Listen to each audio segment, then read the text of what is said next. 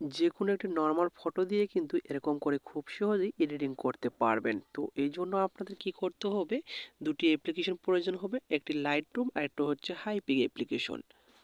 তো সর্বপ্রথম আপনি আপনার ফোন থেকে হাইপিক অ্যাপ্লিকেশনটি ওপেন করে নেবেন। তারপরে এখানে প্লাস আইকনে ক্লিক করে যে ফটোটি আপনি এডিটিং করতে চাচ্ছেন সেই ফটোটি এখান থেকে সিলেক্ট করে নেবেন। তো এখান থেকে আপনি নর্মাল ফটো সিলেক্ট করে নিলাম। নেওয়ার পরে এখান থেকে আপনারা ফিল্ডে বা অ্যাডজাস্টে ক্লিক করবেন। ক্লিক করার পর এখানে ক্রপ অপশনে ক্লিক করে ফটোটি ক্রপ করে নেবেন। তো এখান থেকে এআই এর মধ্যে ফটোটি এখানে এডিটিং করে নিতে হবে। তো এখান থেকে আমি ফটোটি ক্রপ করে নিচ্ছি। ফটোটি ক্রপ করানো হয়ে গেলে এখানে আপনার যেরকম সাইজ নিতে চান সেরকম সাইজ আপনি সিলেক্ট করে দেবেন। তো আমি এটাই রাখলাম। রাখার নিচে দেখতে পারবেন একটি বক্স রয়েছে, এই বক্সে আপনি ক্লিক করবেন।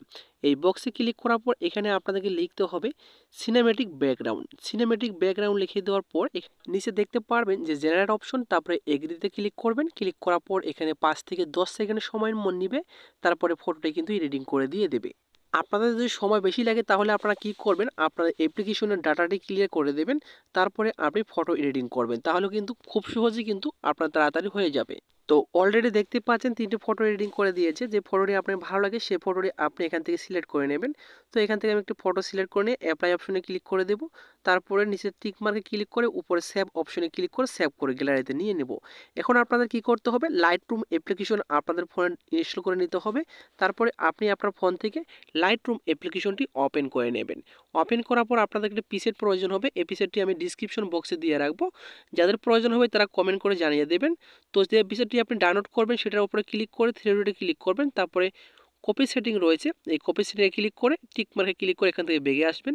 বেগে আসার পরে আপনি যে ফটোটি এডিটিং করলেন কিছুক্ষণ আগে সেই ফটোটির উপরে ক্লিক করবেন।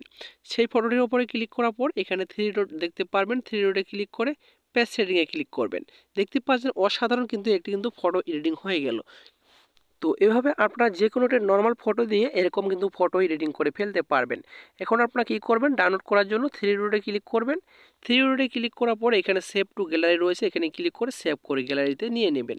তো মূলত এই ছিল আজকের ভিডিও। ভিডিওটি ভালো লাগলে অবশ্যই চ্যানেলটি সাবস্ক্রাইব করে পাশে থাকবেন। আবারও দেখা হবে নতুন একটা ভিডিও নিয়ে। এতক্ষণ সাথে থাকার জন্য ধন্যবাদ।